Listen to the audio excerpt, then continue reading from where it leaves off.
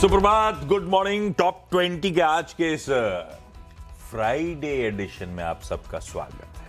इतना ही रिलीफ है बस, अदरवाइज स्क्रीन बहुत दिक्कत में है क्योंकि ग्लोब का मूड बिगड़ गया है।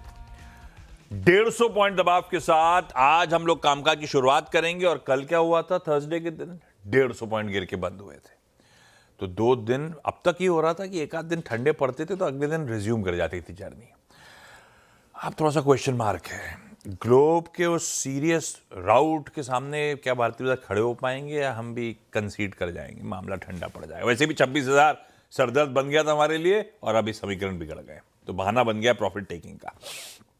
भाई साहब, मूड कैसा है? शुरुआती खिलाड़ी कौन से हैं? मूड तो आपके आईटी ने खराब कर रखा है। कल क्या गिरावट यहाँ पर देखने को मिली थी। इन्फोसिस, टीसीएस, विप्रो, कोई भी स्टॉक देख ले, दूर दूर तक स्मॉल कैप का भी छोटा कोई आईटी स्टॉक है उसमें भी बड़ी भयंकर गिरावट देखने को मिली। लेकिन कल देर रात जो दोबारा एडीआर में गिरावट देखने को मिली, अपने आप में चिंता का कारण है कि ऐसा तो क्या ही डिसरप्शन और कितना बदलाव हो गया कि सभी स्टॉक्स में अगर आप देखें तो एकाएक ग्लोबल सेल ऑफ देखने को मिला। इनफैक्ट कल जब यूएस मार्केट्स की शुरुआत हुई थी तो सबसे पहले मैंने देखा था कि नास्डैक क्या कर रहा है। नास्डैक भी गिरकर बंद हुआ है, लगातार वहाँ गिरावट आपको देखने को मिल रही है।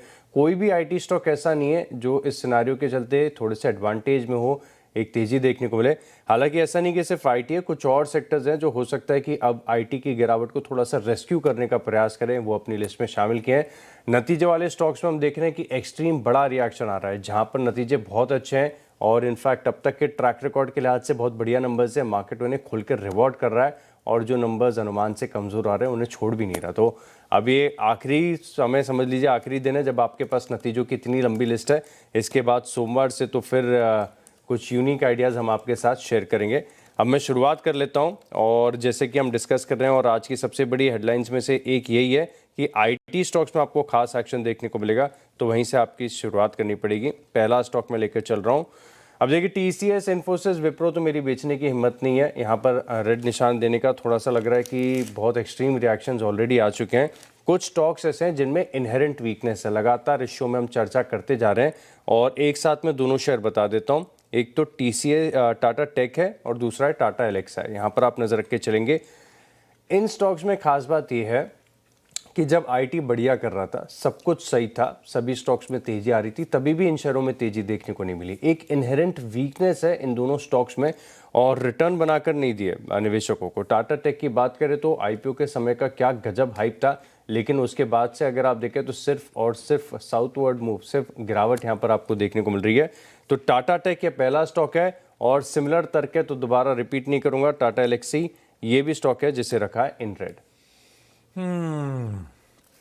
क्या है, हॉर्माज है नहीं। ग्लोबल क्यूज के लिए फिजिकली जाके चेक करने गए हैं।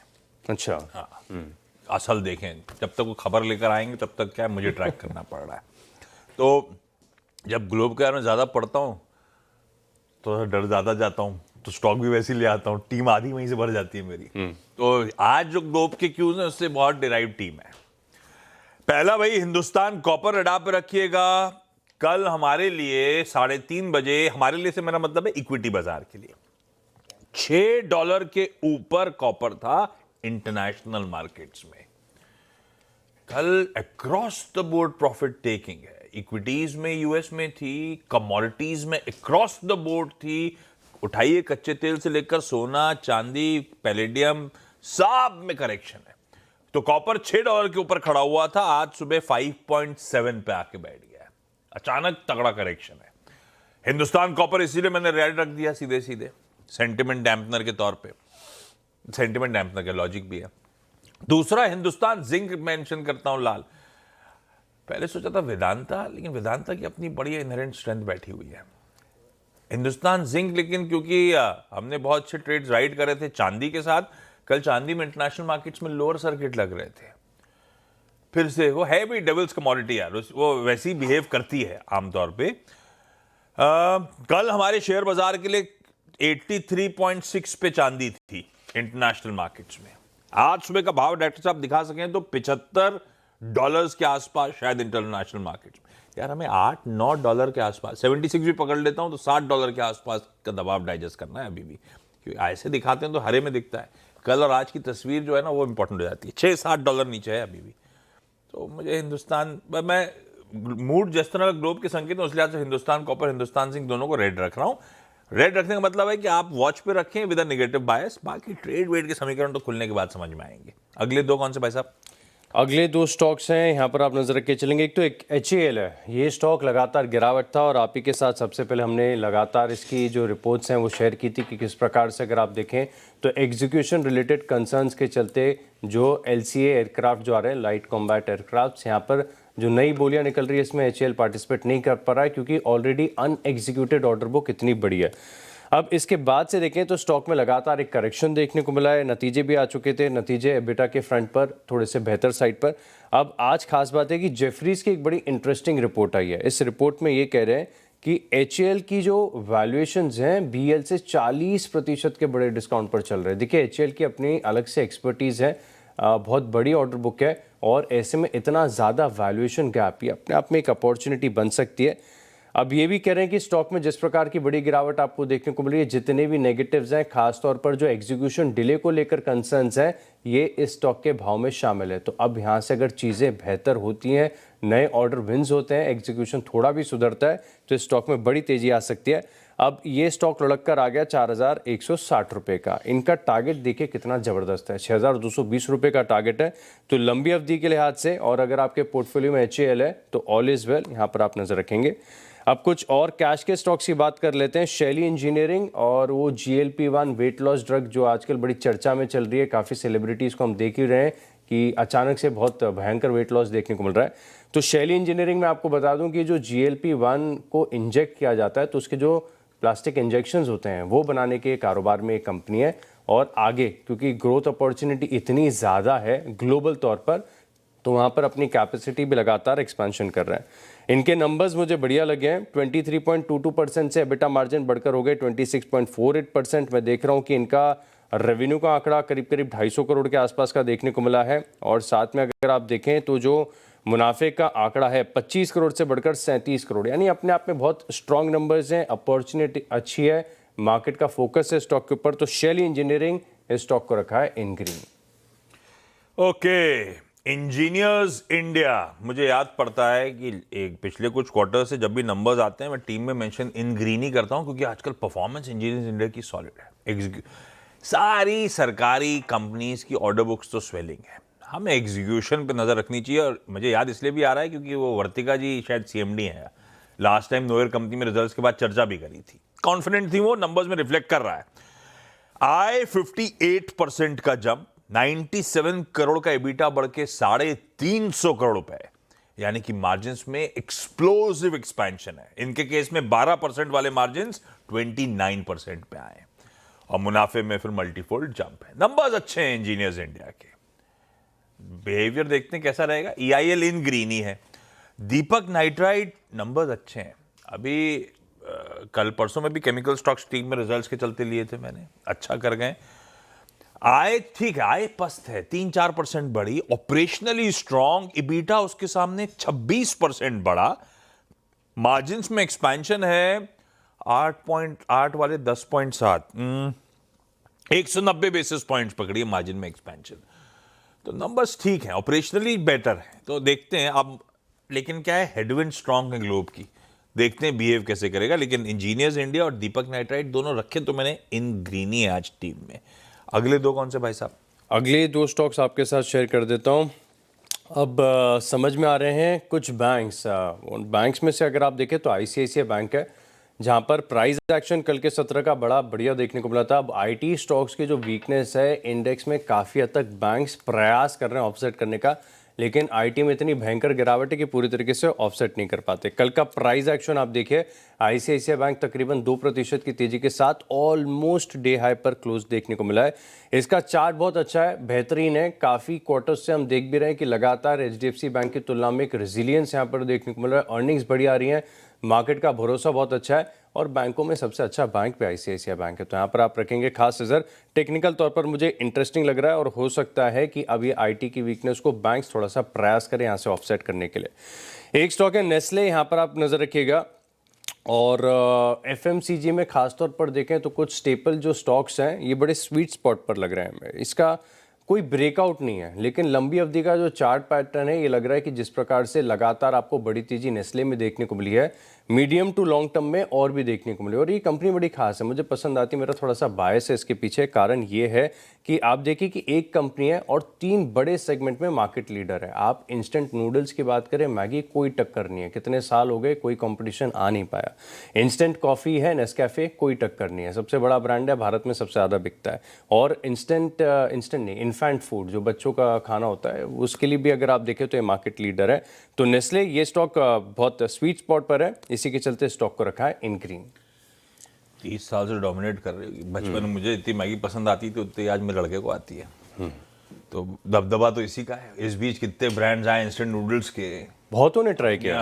होम ग्रोन, नेपाल से, कोरिया से, ना जाने कौन कौन से इंस्टेंट नूडल्स आ गए, कोई नहीं टक्कर दे पाया। नहीं दे और नहीं, टेस्ट तो उसी का है, उसका टेस्ट मेकर का मजा तो उसी का है। कहाँ भटक रहे, ब्रेकफास्ट का टाइम है। कोल इंडिया खराब नंबर्स हैं, लाल लेके जा रहा हूं आज के सेशन के लिए। आय 5% के आसपास गिरी,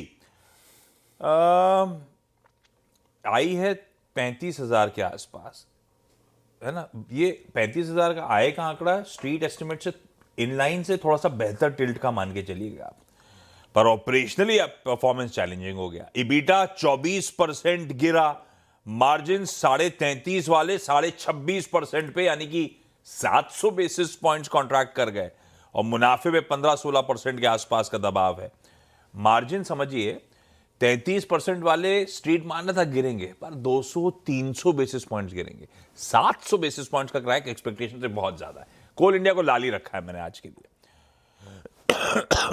इसमें हालांकि कभी भी वो खबर आएगी, एक और आईपीओ मार्च तक लाने की तैयारी थी सेकंड आर्म के, वो खबर आ जाएगी तो किसी दिन थम जाएगी गिरावट। अदरवाइज नंबर्स खराब है, नंबर्स पे ही लाल लेके जा रहा हूं।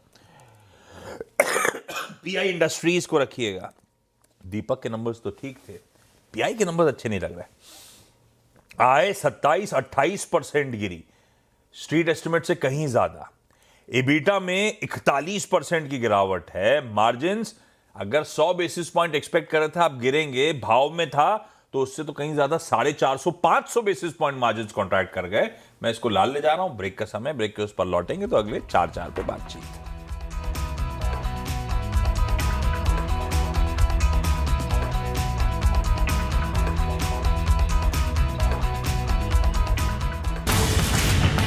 बजट की सबसे दमदार आवाज, सीएनबीसी आवाज।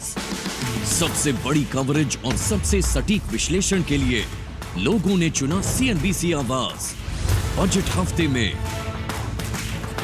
एफएम स्पीच के दौरान और बजट के दिन सबसे ज्यादा दर्शकों ने देखा सीएनबीसी आवाज, क्योंकि बजट मतलब सीएनबीसी आवाज।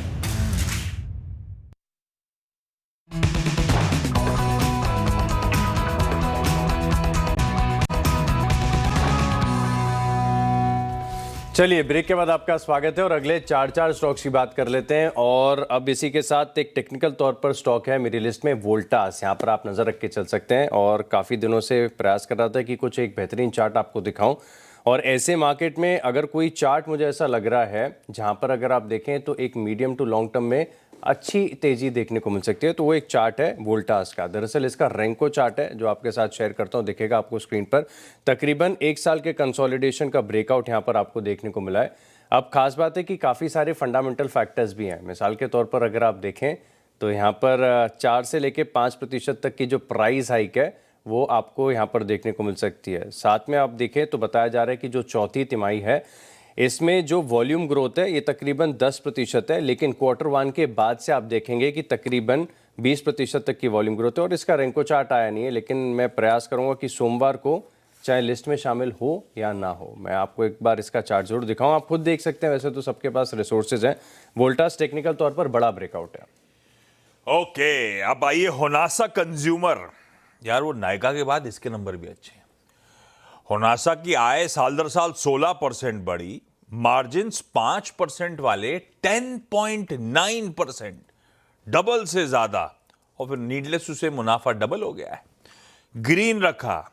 एक नंबर डिसअपॉइंटिंग था और बहुत डिसअपॉइंटिंग था, तेगा इंडस्ट्रीज लाल कर दिया। आय 1.25% गिरी, इबीटा 49%, आधा इरोड हो गया। मार्जिन 22% वाले 11.5% पे आ गए। मुनाफा 2/3 इरोड हो गया, 63% का दबाव।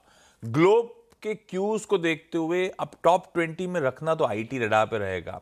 इन्फोसिस, क्योंकि अभी भी AI led sell off US में कंटिन्यू कर रहा है, तो इन्फी को रडार पे रखेंगे, रेड पे लेके चल रहा हूं।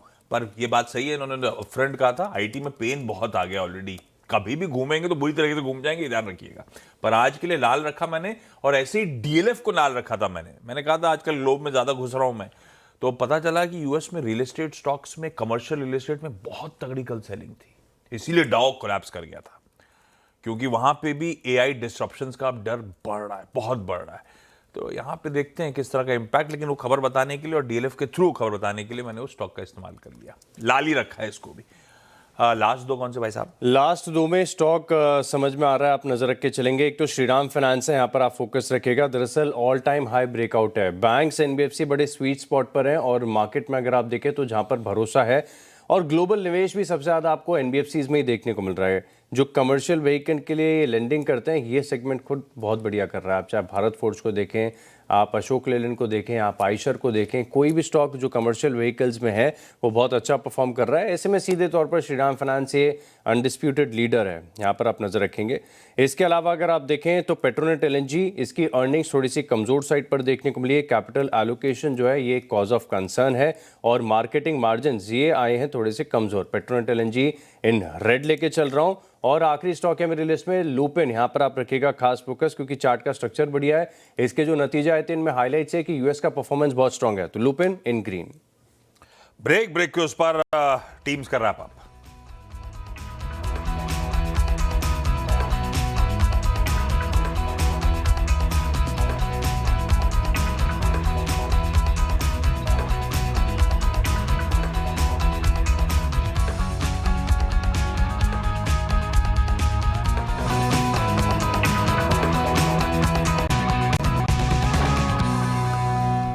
चलिए, ब्रेक के बाद आपका स्वागत है, और अब 20 स्टॉक्स का रिकैप देख लेते हैं। शुरुआत मैंने आईटी स्टॉक्स के साथ की, टाटा टेक और टाटा एलेक्साई, दोनों स्टॉक्स पर नजर रखिएगा। एचएएल, यहाँ पर ब्रोकरेज हाउस की रिपोर्ट काफी बढ़िया है। शेली इंजीनियरिंग के नतीजे बहुत अच्छे। आईसीआईसीआई बैंक का प्राइस वॉल्यूम एक्शन काफी बढ़िया। नेस्ले पर रखिएगा खास फोकस, और वोल्टास का रेंको चार्ट एक बार जरूर देखिएगा। श्रीराम फाइनेंस ये स्टॉक लगातार डिस्कस कर रहे हैं। पेट्रोनेट एलएनजी के नंबर्स हैं कमजोर, और लुपिन यहाँ पर रखिएगा खास फोकस। 10 और जोड़ दीजिए, अलग अलग ग्लोब के क्यूज से लेके नतीजे वगैरह सब हैं, रीजन स्पेसिफाई कर दिए हैं, लेकिन लाल बहुत है, तो हो सकता है दिन घूमने वाला हो आज। लेकिन हाँ, हिंदुस्तान कॉपर, हिंदुस्तान जिंक, कोल इंडिया, पीआई इंडस्ट्रीज, कोई डीएलएफ, कोई इन्फोसिस, कोई तेगा इंडस्ट्रीज लाल में, तो कोई इंजीनियर्स इंडिया, दीपक नाइट्राइट और होनासा कंज्यूमर, ये तीनों तो अपने क्वार्टर परफॉर्मेंसेस के चलते इन ग्रीन।